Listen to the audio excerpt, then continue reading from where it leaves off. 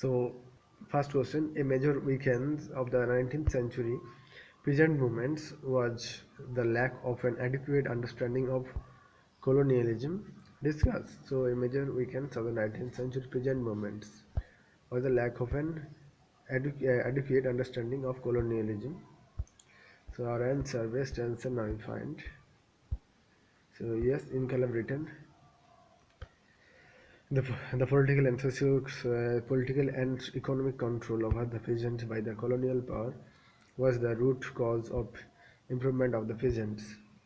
Peasant movements and their causes, land revenue system, the permanent settlement and Rautwari Mahalwari was the major cause of the exploitation. Land revenue system, the permanent settlement Raitwari Mahalwari and was the major cause of the exploitation and transferability of land deprived peasants of the traditional occupancy rights. Transferability of land deprived peasants of their traditional occupancy rights. And the Indigo Revolt 1859 occurred to the fraudulent contracts of cultivators and decreasing peasants to the grow indigo. So the Indigo Revolt 1859 occurred due to the fraudulent contracts of cultivators and forcing peasants to grow indigo. The moneylenders, the moneylender here used force conviction, force eviction. The moneylender forced eviction, seizure of cattle and crops is if the peasant did not pay the loans. Pabna Revolt 1870 occurred due to the oppressive practices of the zamindar such as higher rents and forced evictions. So Pabna Revolt 1870, please remember, occurred due to the oppressive practice of the zamindars such as higher rents and forced eviction. And Pamna then in the Deccan Revolt 1875 was against the higher taxation under the Raitwari system. Positive outcomes are like legal resistance, use of court, where the reason that these movements are less violent. The legal resistance, use of court, were the reason that these movements were less violent. Please remember, positive outcome, legal resistance, use of court, and the second, they attracted young intellectuals such as Surendranath Banerjee, Bankim Chandra Chatterjee, and intelligentsia from different provinces. Indigo cultivation was whipped out from Bengal. The Bengal Tenancy Act 1885 ensures occupancy right and weakness of the movement. So the peasant movement were the result of local grievances only. The peasant movements were the result of local grievances only. Movements hardly touched the other territories and therefore they were highly localized and isolated. Movements hardly touched other territories and therefore they were highly localized and isolated. They often fought against the mudlanders, zamindars, cultivators, but they did not fight against the colonialism. Due to the lack of awareness of the colonial policies, the movements were not motivated for a common cause. Therefore, they were small, fragmented, and disappeared after fulfillment objectives. Okay, and these movements were not well organized politically, and this was the reason that they did not become the national issue. The leadership was The leadership was semi-feudal and traditional, and their resistance represented no social alternative. Nevertheless, with limited with firm positive outcomes, these peasant movements prepared the peasants and leaders for organized movements motivated by nationalism and against a common cause, that is colonialism.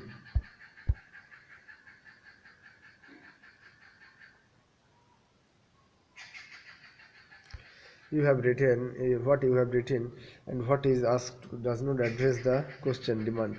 Content is there but not in arranged manner. No need to give the reasons and positive outcomes of the peasant movements, rather slow, how lack of understanding of colonialism affected the nature of the revolt. For example, revolts are local, and they give some examples, and so how future revolts were different from earlier. And ones like Champaran and Bardoli, etc., they mention about drain theory of the energy, which created a sense of awakening about colonialism. First thing you have for first thing you have for review. We first thank you for review.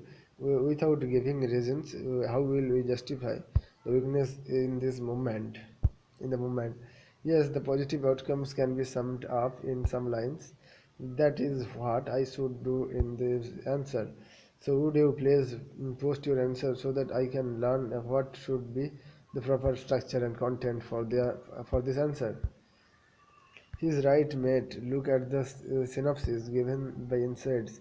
It will give you an idea how have it look on the book as well. I have seen your writings. It's an amazing. Today's an exception. Keep up good work. Then maybe you should start with Mughals, the reasons they fell and colonialism started, and thus the exploitation and subsequent moments, or maybe the reasons Mughals came. You can literally start at any point in history and trace it to those moments. Does not mean to you should. I have read your and previous comments. Keep it up. Some how hooligans must be here. Hooligans must be here, so that there will be a balance in this world. Best wishes. Sorry, sorry to say you, madam, but you are also failed to recognize the demand of the question.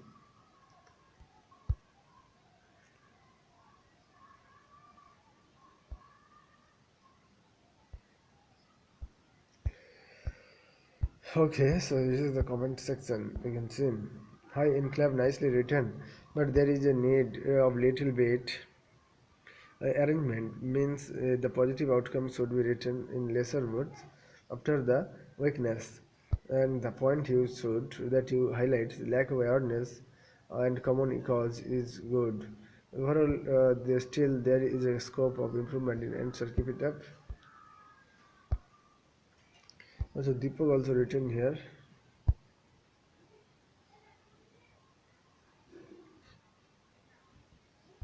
In sin,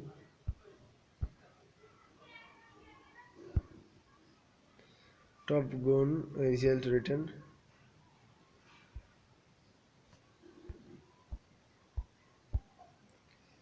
Okay, so oppressive British top. What written now we discuss. Oppressive British revenue system and interference in socio-religious matters resulted in the host of the peasant uprising in 19th century rural India. So, however, almost all of them were unsuccessful in challenging the British supremacy, colonialism. Important of them are as follows: Santhal Rebellion, 1855. Santals of Chotanagpur region rebelled against the oppressive land revenue policies of British but were suppressed violently by hanging the leaders. Santhal rebellions in 1855. Santhal Chotanagpur region rebelled against the oppressive land revenue policy of British but were suppressed violently by hanging the leaders. And Mughal Ulgolan, 1899, led by British Munda, that the tribals fought against the oppressive by outsiders or Dikhus. Deccan Rights, 1875, a fall in the price of cotton after a boom followed by exploitation from moneylanders called Sahukars. United the farmers in the region, they rose against the moneylenders, zamindars, and Britishers, unable to tolerate their unethical demands. Indigo Rebellion went a different path where, so please remember Deccan Rights fall in the price of cotton and after the boom followed by exploitation from moneylenders called Sahukars. united the farmers in that region. They rose against the moneylenders, zamindars, and Britishers, unable to tolerate their unethical demands. Indigo Rebellion, 1859, Rhodesian Rebellion, 1875, and Indigo Rebellion, it is 1859. Please remember, went to a different path for where farmers collectively approached the British judiciary. Farmers collectively approached the British judiciary and were successful in getting their issue resolved.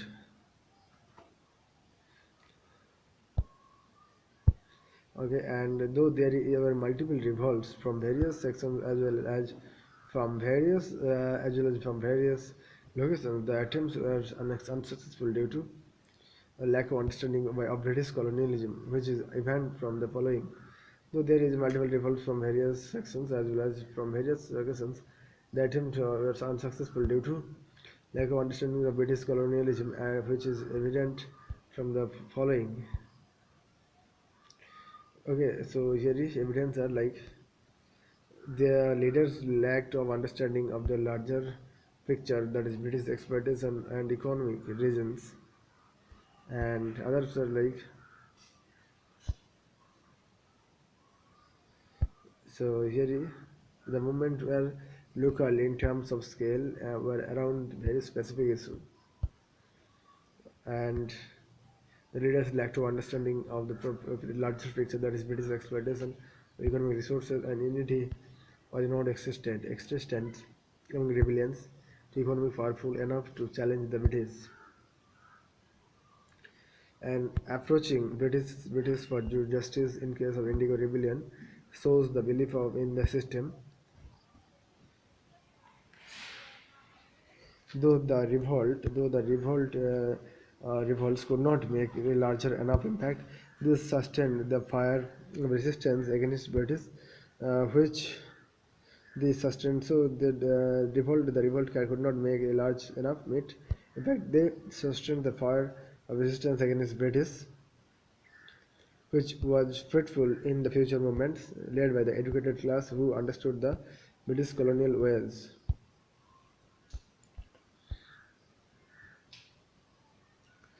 Result is the 1859 Digambar Biswas and Vishnu Biswas to grow indigo. In the same period, Bengali intelligentsia played a vital role, such as supporting the campaign and organizing mass meeting, preparing memorandum for presents.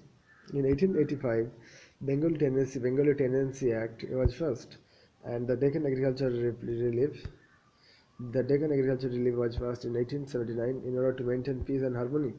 Deccan Agriculture Relief Act was passed in 1879, and 1885 Bengal Tenancy Act, and 1879 Deccan Agriculture Relief Act passed in 1879 in order to maintain peace and harmony. So there is a lack of understanding of colonialism, and the 19th peasant did not force a new ideology and a new social economy and a new social and a new social economic and political program.